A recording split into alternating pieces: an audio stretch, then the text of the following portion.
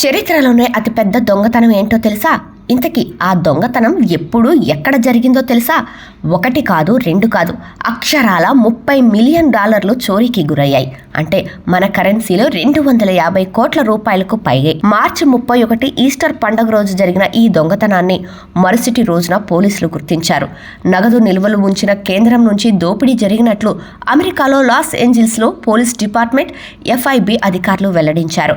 ఈ ఘటనపై కేసు నమోదు చేసి దర్యాప్తు చేస్తున్నారు. శాన్ ఫెర్నాండో వ్యాలీలో ఉన్న ఫెసిలిటీలోకి దొంగలు ప్రవేశించి నగదును దోచుకెళ్లినట్లు తెలిపారు పోలీసులు.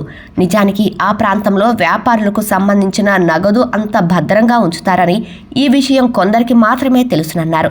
స్థానిక మీడియా తెలిపిన వివరాల ప్రకారం దొంగలు ఆధునిక సాంకేతికతను ఉపయోగించి దొంగతనం చేసినట్లు తెలుస్తుంది.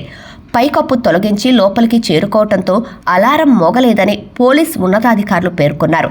ఆ తర్వాత లాకర్ వద్దకు చేరుకొని డబ్బులు మొత్తాన్ని దోచుకెళ్లారని పోలీసులు తెలిపారు. సోమవారం అంటే ఏప్రిల్ 1 ఫెసిలిటీ ఉద్యోగులు లాకర్ను తెరిచి చూడగా పెద్ద మొత్తంలో నగదు చోరీకి గురైనట్లు గుర్తించారు.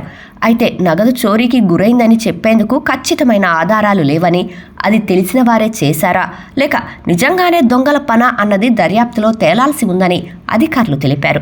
1997లో జరిగిన చోరీ కంటే ఇదే భారీ దొంగతనమని స్థానిక మీడియా సంస్థలు చెబుతున్నాయి. 1997 సెప్టెంబర్లో డన్బార్ ఆర్మర్ ఇంక్ నుంచి 18.9 మిలియన్ల నగదు చోరీ జరిగింది.